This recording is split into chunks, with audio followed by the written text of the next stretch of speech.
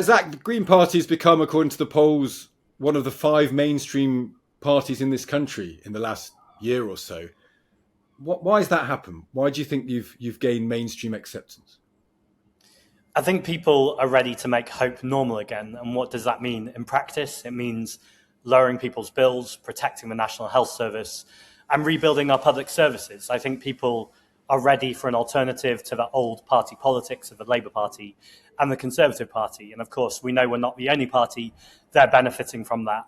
But whereas Nigel Farage's party looks to stoke hate and division, what the Green Party are always looking to do is both inspire hope in people, but also have practical solutions. And I think that's what people are responding to. And I think that's why our membership is hitting record levels. Do you think Britain is becoming a left wing, even a far left wing country? Is it right to make that distinction? Well, it's interesting because someone earlier today on the train said to me that they liked what I was doing, but they thought that maybe I was a little bit more left than they are naturally. And people have said that to me a few times. I've considered what that might mean. And I think that's often the phrases left or right kind of get painted one way in our national conversation.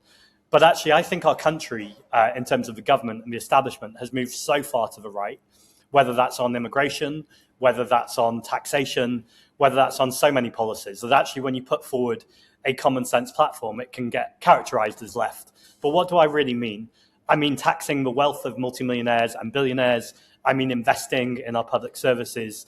I mean making sure that we're putting the 99% of this country, whether that's small business owners, medium business owners, unemployed people, disabled people, whoever it might be, putting their needs at the heart of our plan for what we want with more MPs in the future, rather than the interests of the 1%.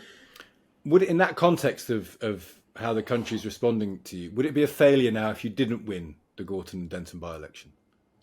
I don't think it would be a failure not to win a seat that you were working really, really hard for. It would be incredibly disappointing. But I think this Thursday, when we wake up on Friday morning, not that I'll be going to sleep, obviously, but I think we can transform the face of British politics. And what I mean by that is Labour will no longer be able to say that you need to vote for the Labour Party to stop another party. The Green Party have already demonstrated that we are the option to stop reform.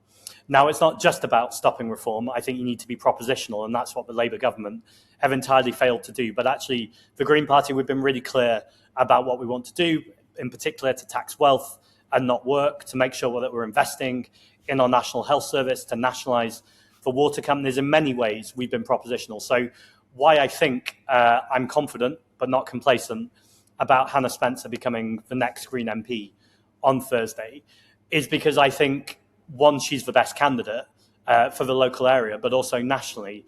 I think we've been propositional in what we've offered. I think people are clear about what we stand for.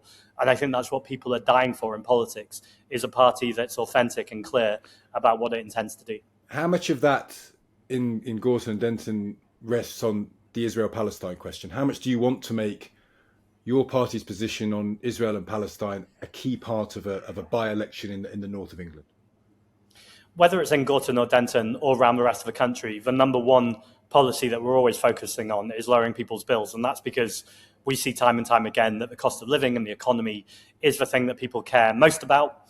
But also fixing the economy means that then that opens up so many possibilities for other things that people care about, whether that's a fair and more managed approach to migration, whether that's the National Health Service, whether that's the education system. At the same time, you can both do all of that and recognise that there's been an ongoing genocide in Gaza for a few years now that our government has not just been complicit in, but actively been arming in terms of the selling of arms to Israel and the sharing of intelligence. So that's definitely been a part of the campaign in Gorton and Denton, because I think whether that's with the Muslim community or people from non-faith communities, lots of people care about international human rights, they care about justice, and they care about what our government's involved in. I think you can, and we have, both done that at the same time as talking about local issues and national issues like the National Health Service. I mean, your candidate in Gorton has made a video in Urdu accusing reform of Islamophobia. What do you say to people, and you must have heard this charge, that you use sectarianism in British politics? You are using sectarianism as a way of targeting a specific community, the Muslim community in Gorton and Denton, to get them out, get them voting. And that's actually it's kind of a cynical means of using an international issue to get votes locally. I think it's a cynical question. There's a genocide going on in Gaza that our government are actively enabling in terms of the selling of arms and intelligence, as I just said. And I think it's incumbent on anyone who wants to make sure that morality or ethics is at the heart of their politics to question that, to call it out, and to say that a member of parliament would have voted differently and will hold the government to account on that. But a vote in Gorton is not going to change a policy towards Israel. It just isn't. I mean, there's not a line between the two. Having a new MP, well, I think that's the whole point of politics, is when there's a democratic vote and the Labour government see that they're losing seats to the Green Party. I said when I ran for leader that I wanted Keir Starmer to be more worried about the Green Party than he is about reform. I think that's already happening. But I think the Green Party winning on Thursday will send a very clear message to this government that people are sick and tired of a Prime Minister who promised change, but actually there hasn't been a lot of change. And where there has been change, it's arguably been even worse, whether it's with the Peter Mandelson affair, whether it's around Palantir and the questionable contracts with Wes treating the health secretary and our NHS data that's being sold to a US tech spy company, Palantir, or whether it's on a whole range of issues. The change that Keir Starmer promised hasn't delivered. And I think that's why we're seeing people, or I hope that we will see people vote Green in numbers that we've never seen before. There's a motion to be debated at your party conference next month with the title Zionism is Racism. Do you support that? So, to be clear, we were an entirely democratic party, so any member can put forward any policy at any time, and there's now over 195,000 members. So there's lots of policies going to this party including conference. That one. Including that one, and I'll be listening carefully to the debate that happens. I think more widely, I think I don't think it's particularly helpful to have an argument or a debate about labels. What I think is helpful and important is exactly what I've spoken to in this interview, which is an ongoing genocide going on. I understand that point, but the motion says Zionism is racism. It's a fact. It's a factual statement. It's an avowal of an opinion, at least. Zionism is racism. I'm interested to know whether you accept it or not. Well, as I've said, there's lots of policies going to our party conference that will be debated, and that debate will happen. On the issue more widely, I think it depends how you define the label, which I've been clear about in several interviews. So what you're saying is that, so I'm just trying to work out, because it's a very specific question. In your view, is Zionism equivalent to racism? Well, I'm giving you a very specific answer, which is it depends on your definition of Zionism. I can give you some different definitions of Zionism, and we can talk about whether they're racist or not. If we're talking about the definition that this Israeli government are clearly perpetrating through a genocide in Gaza, then yes, absolutely, that's racist. Would pro-Israeli people who believe in the right of Israel to exist, actively pro-Israeli people, would they be welcome in the Green Party? I think people are welcome in the Green Party with a whole host of beliefs and ideas. What about that one specifically, Zack Polanski? I'm interested in that. Would pro-Israeli people be welcome in your party? Would someone who is pro-Israeli be welcome in the Green Party? Yeah. Yes, if they were calling out the genocide in Gaza. If they were pro the genocide in Gaza, then no, genocidal beliefs aren't compatible with being a member of the Green Party. But the right of Israel to exist, the right for it to subsist as an independent nation, which is one definition of Zionism, interestingly enough, that is something that you could be compatible with. Well, the conversation we need to have is the rights of Israeli people to exist and the rights of Palestinian people to exist. States aren't people, states are ideas. And as we see with the UK, there's been referendums on independence for Scotland. There's a conversation about it in Wales. And so I think it's quite an esoteric conversation to talk about the rights of states to exist. What I think we need is equality for all people, which is not esoteric. I don't think many Israelis would say it's an esoteric question about whether their state should exist in a part of the world where many people want to eliminate it. I think it's not an esoteric question. It's an existential question. They think they have a right to exist, and therefore it's a fundamental. They want to see leaders, particularly more popular leaders as time progresses, supporting their right to exist. Well, what I'm interested in is making sure that Israeli people and Palestinian people have equality and human rights for all, and that people have the right to live, to have self-determination and sovereignty. And I think it's important as the leader of a UK political party that I'm really clear in that that's not my decision, that's not the Green Party's decision, or even the UK government's decision. We've seen the mess was caused in the first place by excessive foreign interference in terms of deciding what the exact outlook should be like. It should be any political leader's responsibility to say, actually, all human life should be considered equal. That's about our humanity and our dignity. And actually our role in this is to make sure that there's a peaceful and diplomatic way of ensuring there's a peace process. And I'll move on this, but just to be clear, you are considering, you might well vote for the motion Zionism is racism. You're not ruling that out. I'll wait to hear the debate, but absolutely, if the definition of Zionism is what is happening right now by the Israeli government, then yes, absolutely, that's racist, and I'll vote for it. Let's talk about another big story. Andrew and the Epstein files brought shame on the monarchy. I think no one would disagree with that point. Would you ever stand? You're now in the business of winning elections and winning elections across the country, Zack Polanski. Would you ever stand on a platform that says it's time to abolish the monarchy? I know you've been a Republican in the past, but would you proudly say vote Green and vote to get rid of the monarchy? I don't think it's people's first priority. And so I'm being really clear. I am a Republican. I don't have time for the monarchy, but I also think that people have much more pressing issues right now, which is paying their bills, paying their rent. So you won't put that in a manifesto? You won't say vote Green, abolish the monarchy? Well, when we get to a general election in a few years' time, we'll decide what the manifesto looks like. But what I would say is I think the monarchy are doing a pretty good job of turning public sentiment against them with various scandals that are going on. And I would say more important than anything, I think, is a statutory inquiry right now of all public institutions to talk about transparency and accountability. And I think there's some very serious questions about what the monarchy knew about Andrew or what they didn't know. And I don't think those things should have to be pried out of the monarchy. I think they should come forward proactively. Because Republicans don't have a political party in this country, interestingly. I mean, none of the other four have the idea of republicanism anywhere near it. I mean, I was wondering whether the Green Party would be the place if you don't like the monarchy, if you don't know what's happened to Andrew, if you think it's an institution that's had its day, maybe the Green Party should say that and say vote for us, and that's what you'd get. Well, I appreciate the political comms advice, but I reckon if you're a Republican, you're probably voting for the Green Party anyway. Would you, if you were elected, would you swear allegiance to the King? That's a thing that MPs have to do. Yeah, I think it's really problematic that people are made to do that. I think you have no other choice, though, to be an MP. I note that Clive Lewis did it. He stumbled on the words and then was made to do it again.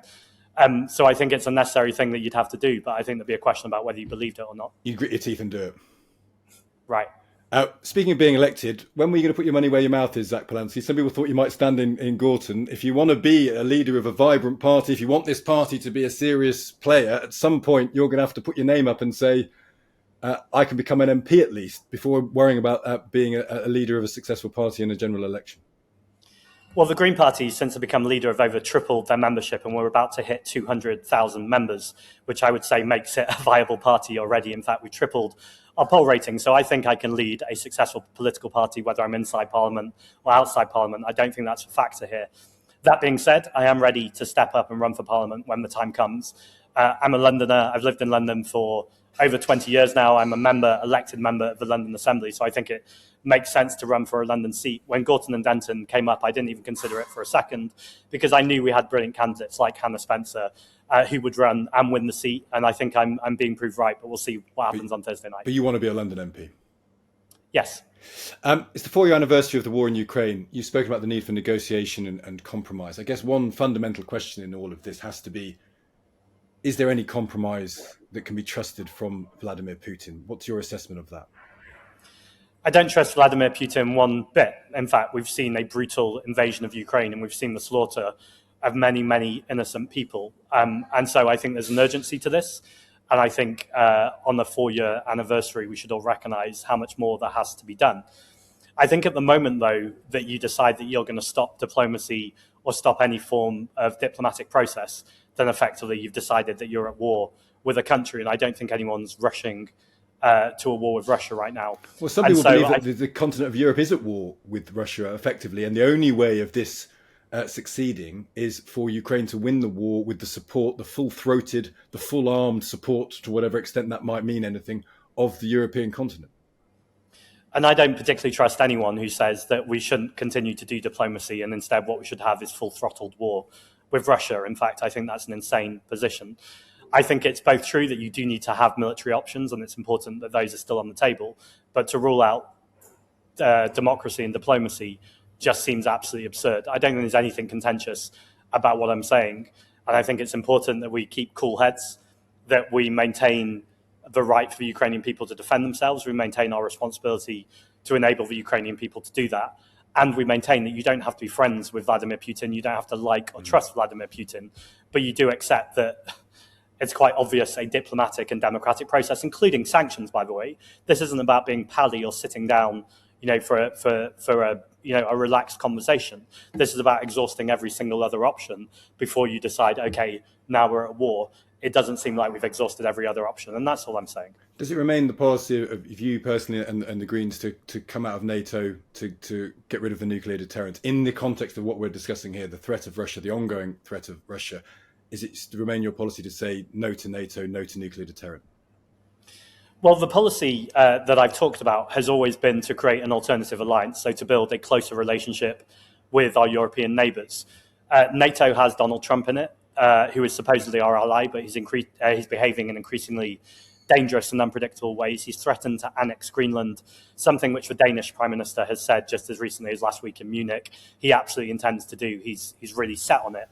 And so it strikes me that if he does that, and Article 5 is triggered, an attack on one is an attack on all, we need an alternative solution to that. And what's really striking to me is that the Labour Prime Minister Keir Starmer attacked and ridiculed my position 6 months ago, but actually his speech in Munich was remarkably close to everything I've been saying for a long time and has indeed vindicated what I'm saying. So like a European version of NATO?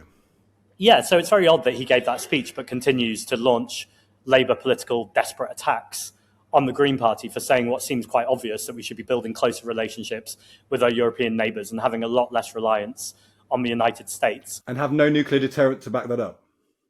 Well, I don't want anyone to have nuclear weapons. But so they do. That means they do. You can't. That's the world we live in. They do. Russia has it. China has it. Do we not need it to enter that to give us some protection against that? And we also have signed the Non-Proliferation Treaty, as has Russia and various other countries, that say we want to move to a world without nuclear weapons. This, people can say, is impossible, but for instance, with chemical weapons, treaties were signed, and the chemical weapons still exist, obviously, but there's been a mass reduction, and they are now illegal, which is a step in the right direction. So what people paint as idealistic or not pragmatic, often in the face of time, becomes the only sensible position that people agree with. And so what I want to continue to see is leadership, or I want to see the start of leadership from our country to say, actually, nuclear weapons don't make anyone more safe. A rush to war doesn't make anyone more safe. And actually what we need, again, is cooler heads, a calmness to all of this, which doesn't mean not being firm. It doesn't mean not protecting our national security. In fact, it's completely opposite.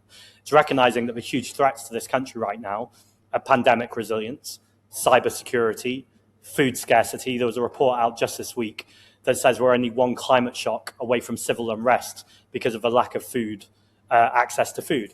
And so it seems that we need to be having these urgent conversations rather than spending even more money on nuclear weapons, which, by the way, we rely on the United States for maintenance, and we haven't had a successful test for the last decade. Again, these all seem pretty sensible conversations we should be having away from the kind of the desperate political attacks that often happen within the conversation about defence, rather than taking our national security deadly seriously and actually having an evidence-based conversation about what the solutions are.